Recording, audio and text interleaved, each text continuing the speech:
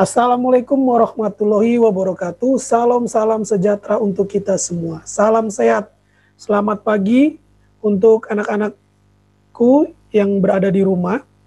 Hari ini ketemu kembali dengan Pak Beni dengan pelajaran SBDP tema 5. Kita langsung saja pada materi.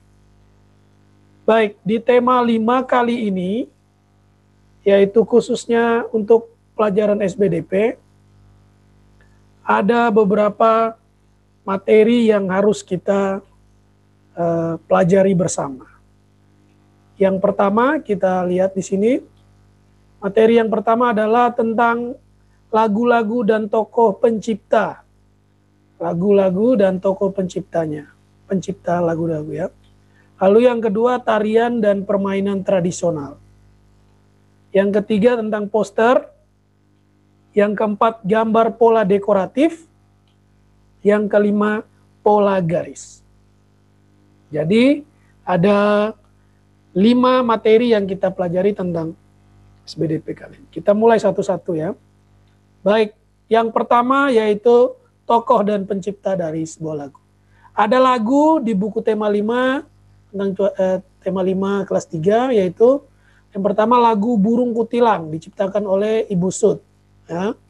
Yang kedua lagu Ambilkan Bulan Bu yang diciptakan oleh A.T. Mahmud, dan yang ketiga lagu Hujan ya diciptakan juga oleh A.T. Mahmud.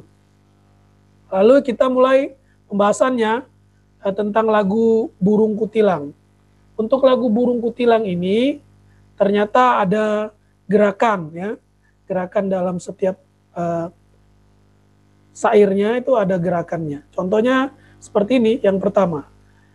Di pucuk pohon cempaka, burung kutilang berbunyi, bersiul-siul sepanjang hari dengan tak jemu-jemu. Nah, dalam bait ini anak-anak menyanyikan sambil menggerakkan kepala ke kiri dan ke kanan, ya, memiringkan kepala ke kiri, ke tengah dan ke kanan sebanyak 8 kali hitungan irama. Contoh, Pak Beni contohkan. Di pucuk pohon cemara, burung kutilang berbunyi, bersiul-siul sepanjang hari dengan tak jemu-jemu. Ya, itu untuk bait pertama. Bait keduanya, gerakan kepala menggunakan kepala, yaitu dengan ke depan baru lurus ya, ke depan dan kembali tegak ya. Mengangguk-ngangguk sambil berseru ya. Lalu yang berikutnya gerakan ini sesuai ya bait ketiga. Lalu yang terakhir kepala menoleh ke kiri dan menoleh ke kanan. Nah, itu nanti kalian praktekkan di rumah ya dengan sambil menyanyikan lagu Di Pucuk Pohon Cempaka ini. Lalu kita lanjut yang berikut, yaitu tarian tradisional. Tarian tradisional. Nah, untuk tarian tradisional, ini kita harus mengenal dulu, anak-anak harus mengenal dulu apa yang dimaksud dengan tarian tradisional itu. Di sini. Kita mulai. Apa yang dimaksud dengan tarian tradisional? Oke. Iya. Tarian tradisional adalah tarian yang dilestarikan secara turun-temurun di suatu daerah. Ya, tarian yang dilestarikan ya, dilestarikan secara turun-temurun di suatu daerah. Kita lihat contoh tarian tradisionalnya apa saja. Nah, yang pertama yaitu tarian Rateo Jaro dari Aceh. Lalu yang berikut tari tortor ya dari Sumatera. Lalu ada tari reok dari Jawa Timur ya, Ponorogo namanya. Daerah Ponorogo. Lalu tari piring Minang, tari serimpi Jawa Tengah, tari balen dadas Dayak Kalimantan Tengah. Nah, kita lihat di sini ini gambarnya. Gambar tarian-tarian ini tari jaro, tari tortor, tari piring, tari serimpi ya. Lalu tari Balen Dadas, yang dari Dayak tadi, Kalteng, lalu tari reog ya dari Jawa Timur. Lalu yang berikut setelah tarian daerah, kita lanjut setelah mengenal tarian daerah, kita lanjut yang berikut yaitu tentang poster. Ini poster. Kita lihat yang pertama. Apa yang dimaksud dengan poster? Poster adalah sebuah media yang terdiri atas tulisan dan gambar dengan tujuan memberikan informasi. Berarti kalau kita melihat poster, di situ ada tulisannya, lalu ada juga gambarnya. Tujuannya untuk apa? Tujuannya untuk memberikan informasi kepada setiap orang yang membaca. Pak Beni akan berikan lagi. Ya, ini kita lihat pertama. Tujuan dari poster, yaitu agar para pembaca dapat membaca dan melakukan sesuai yang ada di dalam poster. Jadi ketika orang membaca poster itu, lalu orang tersebut melakukan sesuai yang ada di dalam poster. Ya nanti kita berikan pengertian tadi tujuan ini. Lalu kita lihat yang berikut. Ciri-ciri poster.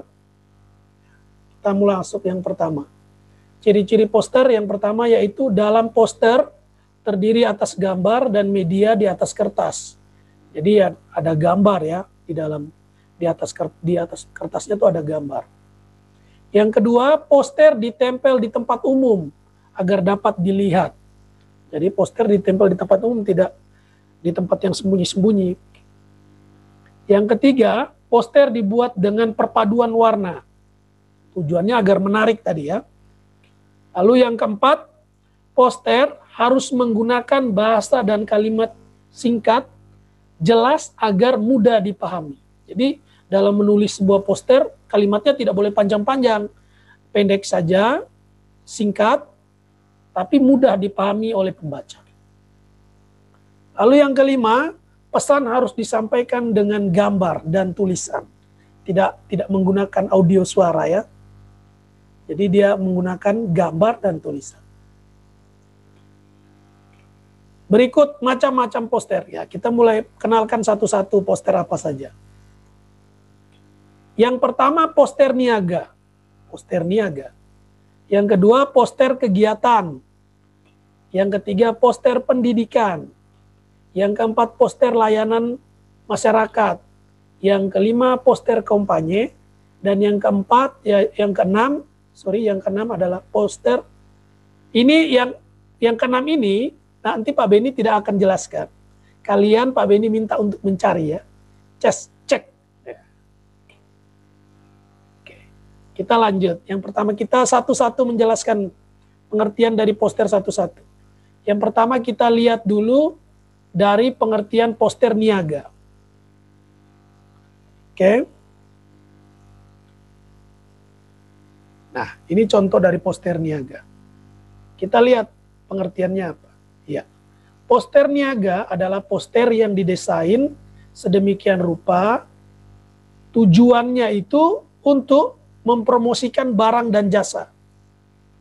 Tujuannya untuk mempromosikan barang dan jasa. Jadi di sini kita lihat ada gambar apa nih? Pizza ya.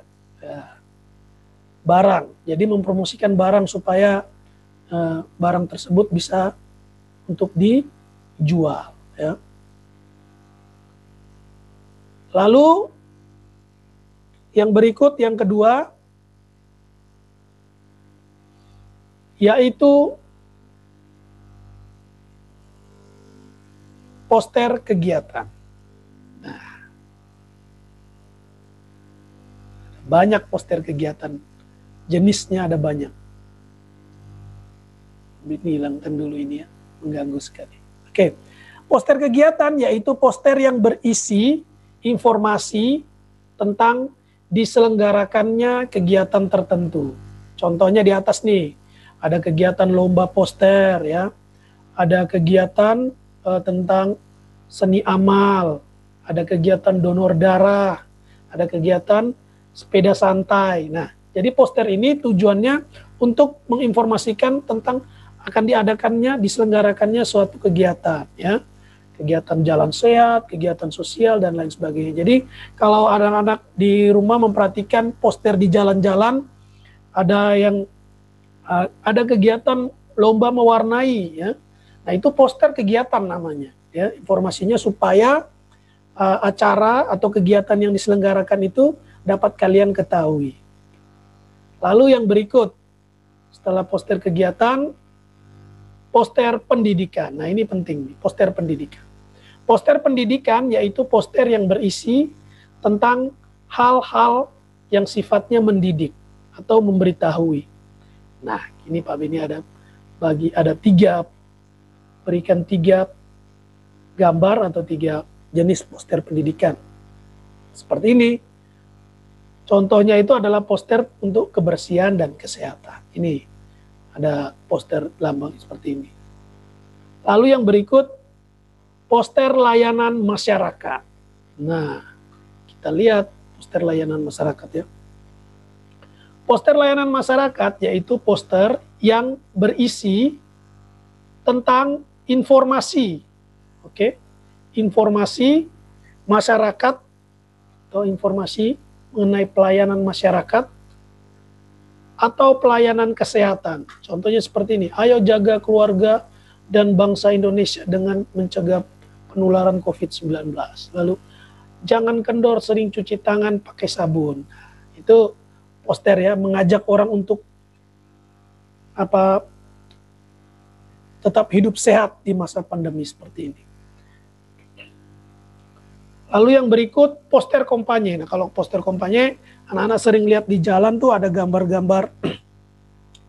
Ini Pak Beni ngambil poster gambar kampanye yang sudah berapa tahun lalu, ya. Gambarnya Pak Jokowi dengan Yusuf Kala. Jadi, poster kampanye itu merupakan poster yang tujuannya adalah merembut simpatis masyarakat agar pada saat pemilihan nanti, masyarakat tuh rame-rame untuk memilih mereka, ya. Jadi kalau adik-adik, anak-anak di rumah perhatikan, lihat di jalan ada gambar seseorang lalu pilih nomor ini, itu namanya poster kampanye, ya. Atau anak-anak melihat ada tempelan-tempelan stiker-stiker kecil, ya, itu bagian dari poster juga yang ditempel di jalan atau di mana saja yang mempromosikan tentang para orang yang mengikuti pemilu itu, pemilu atau pilkada, ya. Lalu yang berikut yaitu setelah poster tadi, kita belajar yang berikut tentang gambar dan pola dekoratif. Gambar dan pola dekoratif. Ini mengganggu sekali, Mbak. Oke, kita mulai satu-satu. Gambar dan pola dekoratif. Ada pengertiannya, ya, pengertian dari gambar dan pola dekoratif.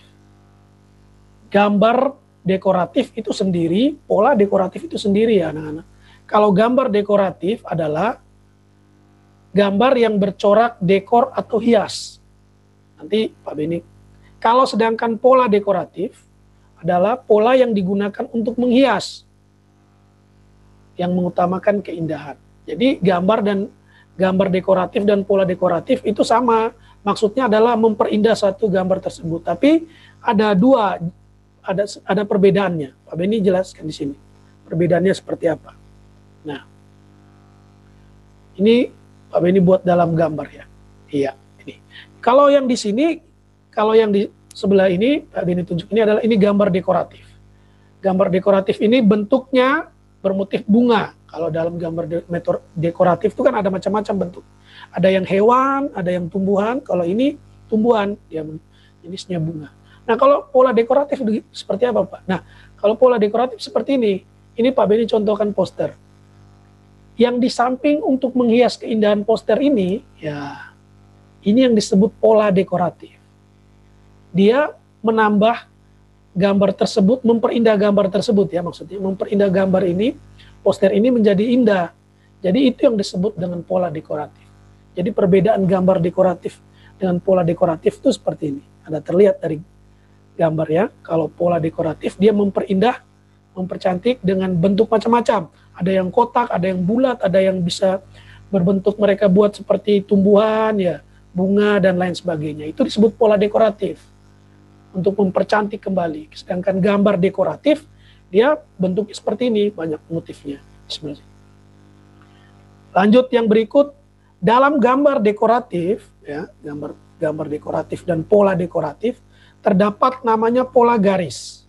Kita lihat nih, dalam gambar dekoratif terdapat pola garis, yaitu antara lain ada garis lurus vertikal, ya, disebut vertikal. Lalu ada garis horizontal, seperti ini mendatar. Ada garis miring, ada garis melengkung, ada garis gelombang, dan juga berbagai macam garis lainnya. Nah, Pak Beni kembalikan seperti ini. Nah, contoh kita Pak Beni kembalikan ya. Lihat, dalam pola dekoratif ini ada macam-macam bentuk garisnya. Ada yang bulat, ya kan? Ada yang garis lurus, ada yang vertikal, ada yang horizontal. Itu yang disebut dengan pola garis tadi. Lalu setelah kalian, Pak Beni menjelaskan tadi dari ada 5 materi dari pembelajaran SBDP, Pak Guru memberikan kalian tugas di rumah untuk mengerjakan tugas ini dengan baik, ya. Nanti Pak Guru harap anak-anak di rumah dapat mengerjakannya dengan baik, bisa minta bantuan orang tua untuk mendampingi dalam mengerjakan tugas ini. Sekian pembelajaran SBDP kali ini, tema 5. Kiranya anak-anak di rumah dapat memahami pembelajaran yang sudah Pak Beni berikan dengan baik, ya. Jangan lupa seperti biasa Pak Beni dengan guru-guru yang lainnya selalu memberikan pesan untuk kalian selalu taat dalam protokol kesehatan, ya, untuk tetap memakai masker, berjaga jarak, dan mencuci tangan. Terima kasih, selamat siang, selamat pagi, selamat malam, salam sehat. Ingat pesan ibu, pakai